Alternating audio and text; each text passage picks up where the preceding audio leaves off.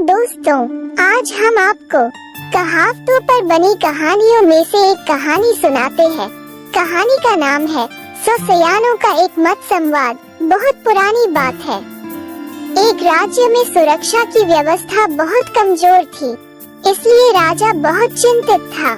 इस स्थिति से निपटने के लिए राजा ने मंत्रियों के साथ एक बैठक की। बैठक के अंत में सब लोग इस बात पर सहमत हुए कि सेना में अच्छे युवकों को शामिल किया जाए जो वीर, बुद्धिमान और समझदार हों। एक दिन राजा ने मंत्री से कहा, सेना में भर्ती के लिए राज्य में दवटी पिटवा दो। राजा के कहने के अनुसार दवटी पिटवा दी गई। निश्चित तारीख पर हजारों की संख्या में नवयुवक आ गए। राजा और मंत्री ने सेना के लिए युवकों की संख्या पहले ही तय कर ली थी। आए हुए युवकों में से सेना में लिए जाने वाले युवकों की संख्या से 2 गुने युवक चुनकर रोक लिए गए। बाकी युवक अपने अपने घर चले गए। नवयुवकों के ठहरने का उचित प्रबंध किया गया था। शाम होते ही युवकों को 2 अलग अलग परीक्षा स्थलों पर भेज दिया गया। दोनों जगहों पर एक एक शामियाना लगवा दिया गया था। दोनों शामियानों में बीच में एक एक तख्त बिछा दिए गए थे। तख्तों पर गलीचे बिछा दिए गए थे।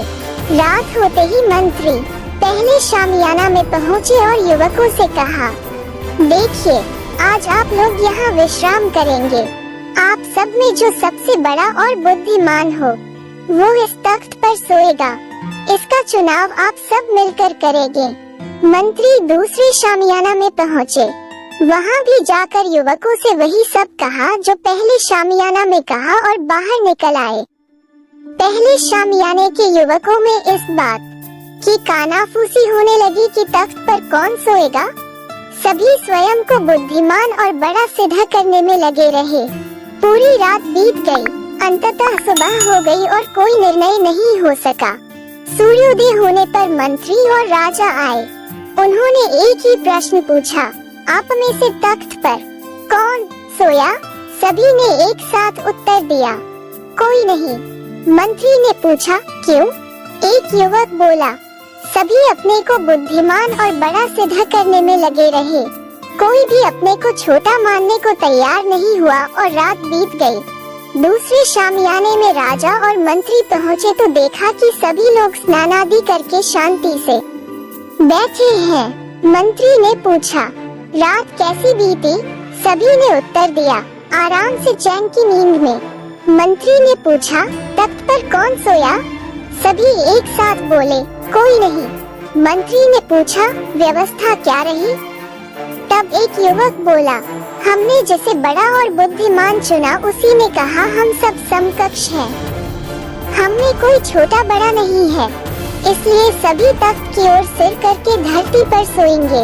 हम सब तख्त की ओर अपना सिर करके सो गए और सभी ने चैन की नींद ली। राजा ने प्रसन्न होकर कहा, हमारे राज्य को ऐसे ही होनहार युवकों की जरूरत है, अतः आप सबको नौकरी में रखा जाता है। राजा ने मंत्री की ओर देखते हुए कहा, देखा मंत्री जी, 100 सयानों का एक मत, 100 मुखों के 100 मत। बस तभी से यह वक्तव्य एक कहावत के रूप में प्रसिद्ध हो गया कि 100 सयानों का एक मत, 100 मूर्खों के 100 मत। इस कहानी से हमें ये शिक्षा मिलती है कि जीवन में एक बुद्धिमान दोस्त बनाना चाहिए, जो 100 मूर्ख और नासमझ दोस्तों से बेहतर होता है। कहानी अच्छी लगी तो लाइक करें और दोस्तों के साथ शेयर जरूर करें। ऐसी ही कहानियों को सुनने के लिए हमारे चैनल को सब्सक्राइब कर लें। धन्यवाद। आपका दिन शुभ हो।